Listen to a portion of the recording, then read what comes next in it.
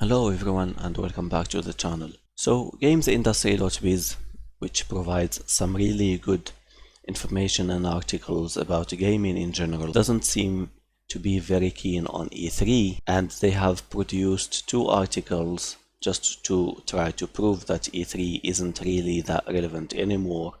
Of course, the question about E3 and its relevance has been there for years now, especially after some companies like Nintendo and Sony pulled out from it and they just started to do their own thing, their live event, which proved to be rather successful. I think E3 has this special charm and it has this special place in the hearts of some gamers, especially the older ones, and it's also an opportunity for people to meet like in person, share their ideas. Sometimes you go to one of these shows and you try something like a console or a game, something that you cannot really have with these live events now that demos are rather dead. So we have the first article here says that we don't need 3 anymore. And then we have another article from the editor-in-chief of the website. Superdata Big Publishers Showcases did not suffer from absence of E3. And here's the problem that I found with these articles. Here's what I don't agree with, more or less, is that they're trying to compare 2020 to 2019.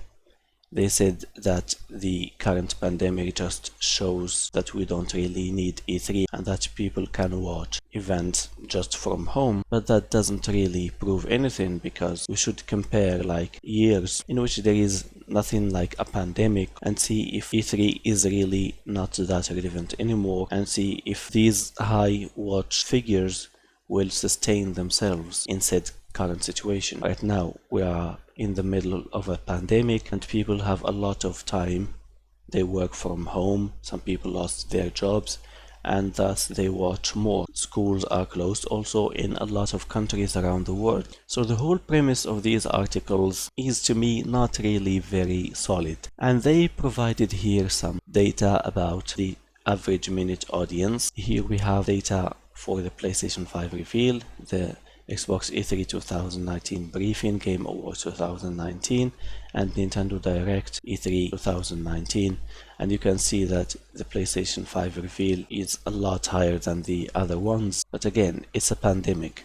People have a lot more time on their hands than they normally do. And then here we have Ubisoft Twitch average minute audience. So this is the official stream and rebroadcasts. We have E3 2019 of about 0.75 million views, and then the Ubisoft Forward 2020 is 1.02 million. I don't see a big discrepancy here, and there are also other variables to take into account like the quality of games presented and a lot of other things, and if you combine that with the current pandemic, I don't see that this number here is a huge leap really. At least that's my opinion. And here's another interesting thing. So this is PC Gaming Show Twitch average minute audience, the official stream.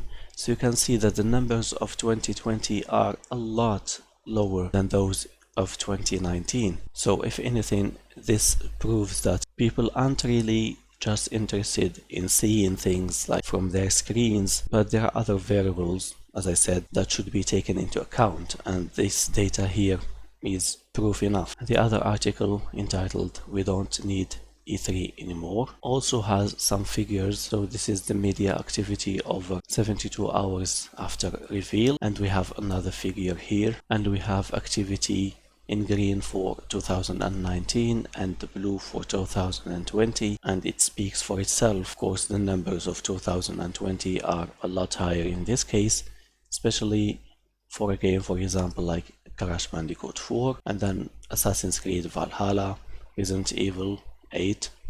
Again, it's a Resident Evil game that you don't see every year, and you can see that there are more and more figures here. You can just scroll down and see for yourself, and you read the article if you want to. Link is in the description down below. I don't think this is really indicative of anything because we're comparing two different years with different games, different situations in real life. In my mind, this doesn't prove anything about the relevance of E3, but games industry is insisting on that. Thank you for watching. If you enjoyed, please hit that like button and subscribe. It helps the channel a big time. Leave your opinions in the comment section down below, and I will talk to you again soon. Have a good one.